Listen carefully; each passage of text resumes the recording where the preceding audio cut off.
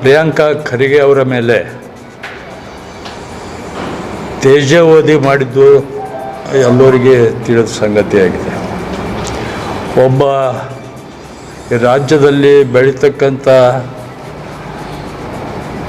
ಏನು ಯುವ ನಾಯಕ ಇವತ್ತು ಅವರ ಬಗ್ಗೆ ಇಲ್ಲ ಸಲ್ಲದ ಆರೋಪವನ್ನು ಮಾಡೋದು ಇದು ಖಂಡಿಸಬೇಕಾಗ್ತದೆ. BJPಯವರು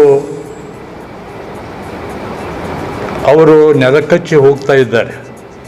ಏನು ಅಧಿಕಾರ ಕೇಂದ್ರದಲ್ಲಿ ಅಧಿಕಾರ, ರಾಜ್ಯದಲ್ಲಿ ಅಧಿಕಾರ ವಹಿಸ್ಕೊಂಡ ನಂತರ ದಿನೇ ದಿನೇ ಅವರ ಪಕ್ಷ ಇವತ್ತು ನೆಲ ಕಚ್ಚಲಿಕತ್ತಿದೆ.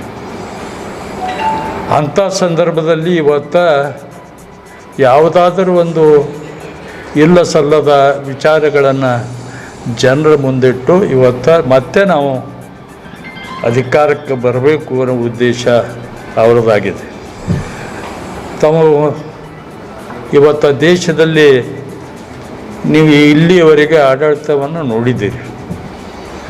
ನೀವೆಲ್ಲ ಕಲಬುರಗಿ ಏನು ಪತ್ರಿಕಾ ಮಾಧ್ಯಮದವರು ಭಾಳ ಚಾಣಾಕ್ಷರು ಇದ್ದೀರಿ ಅಂತ ಕೂಡ ಹಿಂದಿನ ಅನೇಕ ನಮ್ಮ ಮುಖಂಡರು ಹೇಳಿದ್ದಾರೆ. ಇವತ್ತು ಚರ್ಚೆಯಲ್ಲಿ ಕೂಡ ಅಥವಾ ಅನೇಕ ವಿಷಯಗಳನ್ನು ಪ್ರಸ್ತಾಪ ಮಾಡಿದ್ದೀರಿ.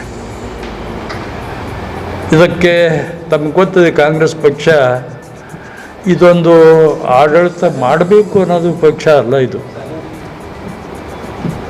ಇದೊಂದು ಸ್ವತಂತ್ರ ಕೊಡಿಸ್ಬೇಕು ಅನ್ನೋ ಉದ್ದೇಶದಿಂದ ಹುಟ್ಟಿದಂಥ ಪಕ್ಷ. ಅಧಿಕಾರ ಇರಲಿ ಬಿಡಲಿ, ತನ್ನ ಸಿದ್ಧಾಂತವನ್ನು ಬಿಡದೆ ಇವತ್ತು